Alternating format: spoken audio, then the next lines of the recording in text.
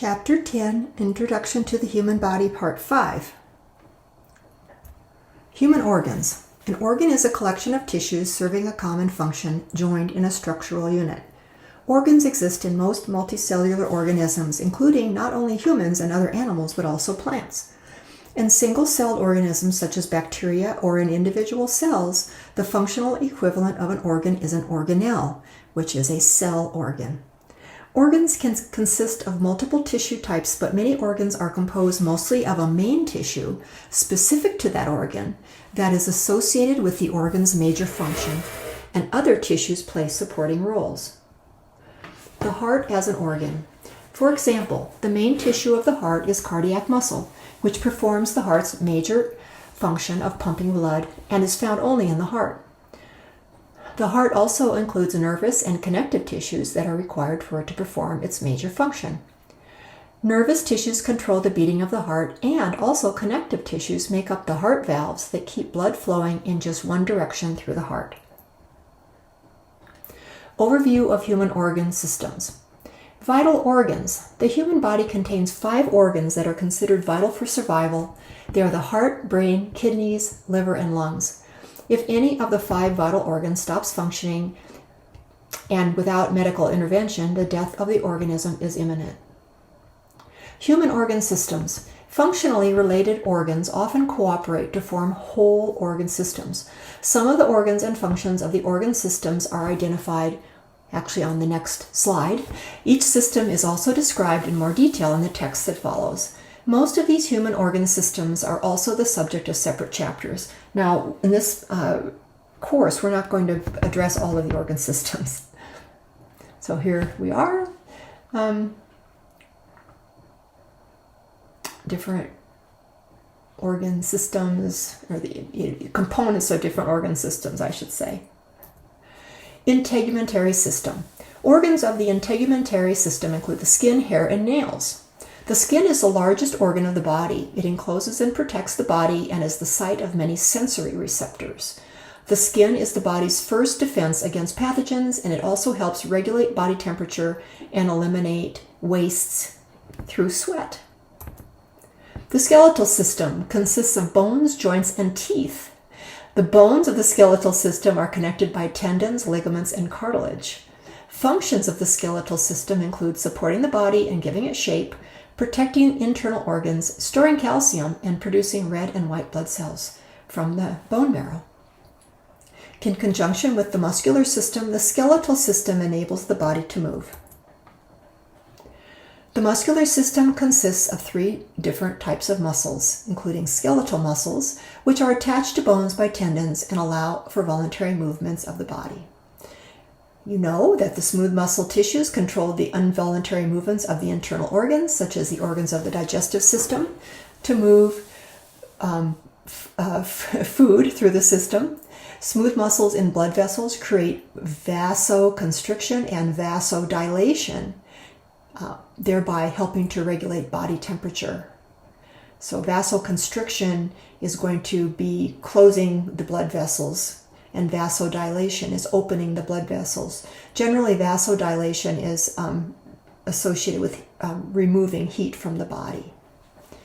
Cardiac muscle tissues control the involuntary beating of the heart, causing it to pump blood through the blood vessels of the cardiovascular system. So here, just a little overview: integumentary, skeletal, muscular, nervous, endocrine, and cardiovascular. Nervous system. The nervous system includes the brain and spinal cord, which make up the central nervous system, and nerves that run throughout the rest of the body, making up the peripheral nervous system. The nervous system controls both voluntary and involuntary responses of the human organism, and also detects and processes sensory information. Endocrine system is made up of glands that secrete hormones into the blood, which carries the hormones throughout the body. Endocrine hormones are chemical messengers that control many body functions, including metabolism, growth, and sexual development. The master gland of the endocrine system is the pituitary gland, which produces hormones that control other endocrine glands. Some of the other endocrine glands are the pancreas, thyroid gland, and adrenal gland. The cardiovascular system, also called the circulatory system, includes the heart, blood, and 3 types of blood vessels: arteries, veins, and capillaries. The main function of the cardiovascular system is transport. The heart pumps blood, which travels through the blood vessels. Oxygen from the lungs and nutrients from the digestive system are transported to cells throughout the body. Carbon dioxide and other waste materials are picked up from the cells and transported to organs such as the lung and kidneys for elimination. The cardiovascular system also regulates body temperature and transports endocrine hormones to cells where they are needed. The respiratory system. Organs and other structures of the respiratory system are nasal passages, lungs, and a long tube called the trachea, which carries air between the nasal passages and lungs. The main function of the respiratory system is to deliver oxygen to the blood and remove carbon dioxide from the body. Gases are exchanged between the lungs and blood across the walls of capillaries, lining tiny sacs called alveoli in the lungs.